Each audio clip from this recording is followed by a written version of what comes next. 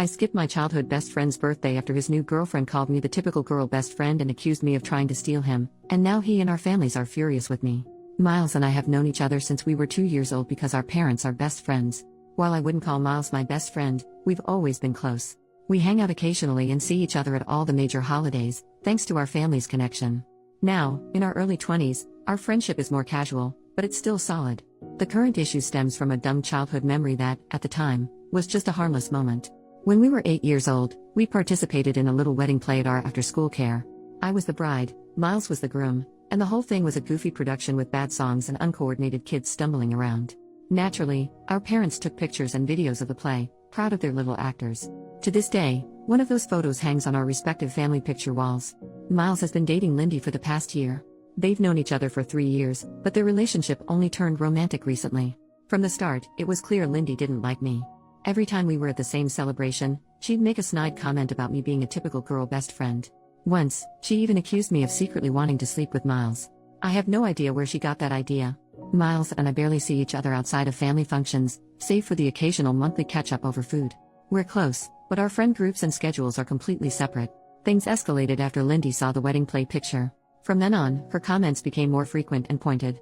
She even started sending me direct messages on Instagram, saying things like, "I know what game you're playing." I was baffled. It wasn't a game, and I wasn't even sure what she thought I was doing. I tried talking to Miles about it. He told me to just give her time, which felt dismissive but also like the easiest option. Then came Miles' birthday party last Saturday. I was invited, of course, but Lindy decided to send me a message before the party. She wrote something along the lines of, "I'll be supervising you. This is our first birthday as a couple, and you're not going to take up his time." That was my breaking point. I talked to Miles again, hoping he'd step in or at least acknowledge how toxic this was becoming. But all he did was repeat the same advice, to give her time. I couldn't do it anymore. When the party started, I sent him a quick text apologizing and told him my mom would drop off his gift. I just couldn't face the tension anymore. Now, Miles is upset with me for skipping his birthday. Lindy claims I made the whole situation about myself, and my parents are disappointed I missed what they consider a family function. I haven't shown anyone Lindy's messages because I didn't want to blow things up or turn this into a bigger mess. She's a new part of Miles' life, and I didn't want to create drama that could make things harder for both of us. I thought talking to Miles would be the adult thing to do, but clearly, that hasn't worked. For the record, I have no idea why Lindy is jealous. Our families have never joked about me and Miles being together, nor have they ever pushed for that. In fact, I think they'd be against it if it were ever even suggested. The wedding play picture is only up on the walls because our parents thought it was a cute memory from our first school play. That's all it ever was. So, am I wrong for skipping his birthday or was I totally reasonable in doing so? Update: after my last post, I decided to address everything head on. I talked to Miles first. Initially, he was upset with me, insisting that I was blowing things out of proportion. We went back and forth for a while, and after laying everything out, we both agreed to take some distance for now. He needed time to figure out his relationship with Lindy, and I didn't want to deal with the added stress of petty drama anymore. Next, I spoke to my parents and explained the situation in full. They were shocked and upset about how Lindy had been treating me, but they respected my decision to handle it myself. Still, it felt good to get it off my chest. For a little while, nothing else happened. Life moved on. Until Tuesday night. Some friends and I decided to take advantage of the midweek holiday and went to an Irish pub for karaoke. It was a fun night, at least until my best friend and I went to the restroom to freshen up. That's when everything spiraled. As we were touching up our makeup, Lindy and a group of her friends walked in. They immediately started making loud, passive-aggressive comments. Things like, "Man stealing bitches," and, "Imagine pretending to be a guy's friend just to sleep with him." Pick-me girls are the worst. They didn't address us directly, but they made it painfully obvious who they were talking about. It was cringy. It didn't stop there. They slowly edged closer to us, essentially cornering us near the hand dryers, acting like we weren't even there. My best friend finally had enough. She grabbed my hand, pushed through them, and pulled me along. We were almost back at our table when Lindy ran up behind me and yanked my hair. I lost my balance and fell backward onto a metal footrest. The impact was so bad I saw white. Before I could process what was happening, one of her friends poured beer on me. Then a fight broke out and at some point, someone dropped a heavy pint glass on my head. The next thing I knew, Lindy and her friends were being escorted out by the police, and I was taken to the hospital. The aftermath was worse than I expected. My parents and Miles' parents both rushed to the hospital, furious about what had happened. I was diagnosed with a severe concussion, a fractured nose, and a hairline fracture in my back. I ended up staying in the hospital until Thursday morning. In the meantime, Miles tried calling me repeatedly, but my parents told him it wasn't the right time for him to visit. I also received an official notice that a legal case had been opened against Lindy and one of her friends for assault and causing a public disturbance at the bar. Now I'll have to deal with the legal side of things too. Once I was home, I finally spoke to Miles. Our conversation was long and emotional.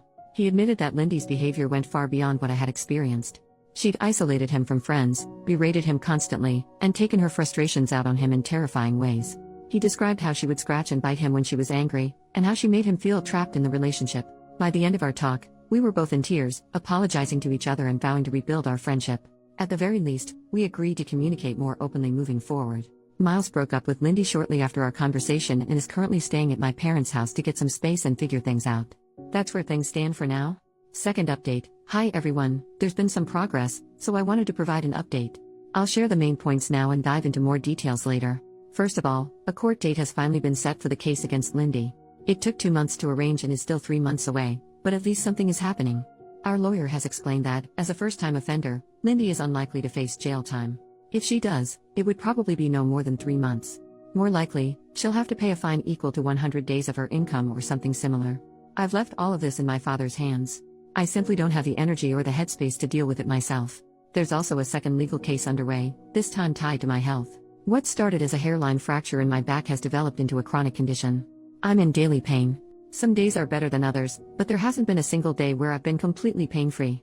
As a result, I've been unable to work. For now, my insurance is covering 75% of my former income, and my workplace is making up the difference. However, it's likely that I'll be let go soon, as I can't return to my job. Because of this, my insurance company has filed a claim against Lindy to recover my lost wages. Right now, I'm not in contact with Miles.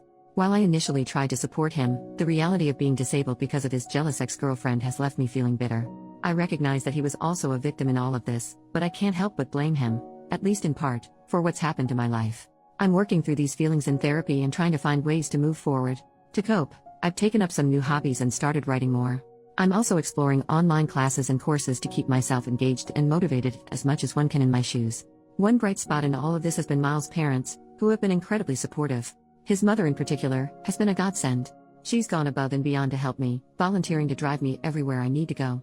We've even become friends and went to see Deadpool and Wolverine together recently. As a stay-at-home wife, she has the time to offer, and her kindness has meant the world to me. Interestingly, one of Lindy's friends reached out through my lawyer, offering to testify against her. She also sent a letter apologizing for her role in everything. According to her, Lindy had convinced their friend group that I was bullying her and had even claimed that Miles cheated on her with me in the past. That revelation shed a lot of light on Lindy's behavior and the toxic bull crap she'd been spreading. That's where things stand for now. I'm doing my best to heal and move forward, but it's a slow and difficult process.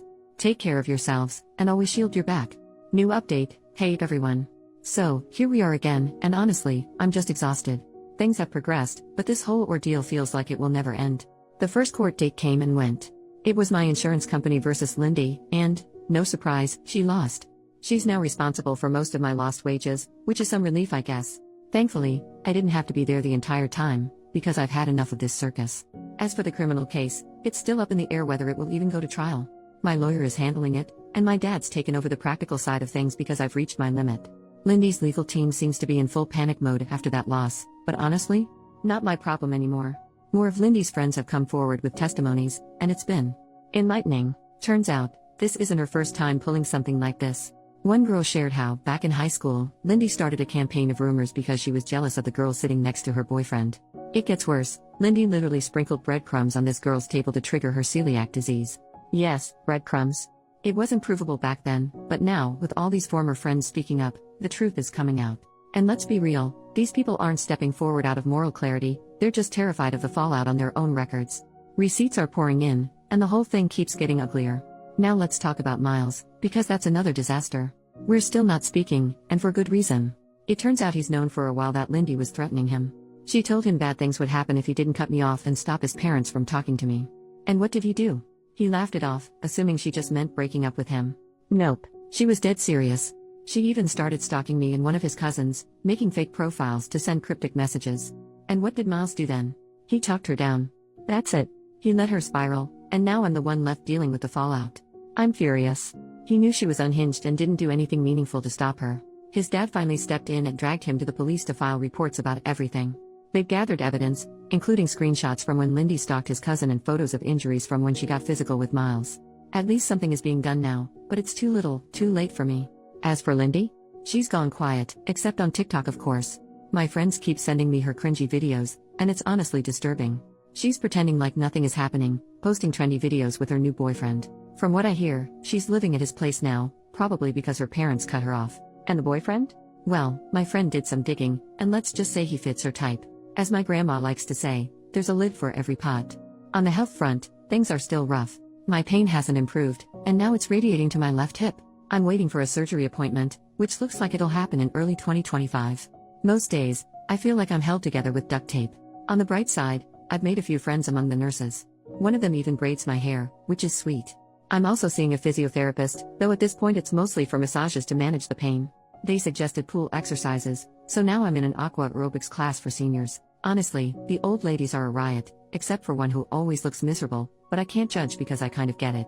One piece of good news, I finally got approved for a wheelchair. It's been a game changer.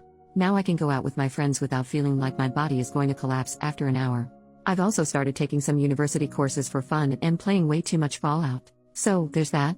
And that's where things stand. It's still a mess, but I'm doing my best to get through it. Thanks for sticking around. I've really appreciated all of your comments and letting me vent.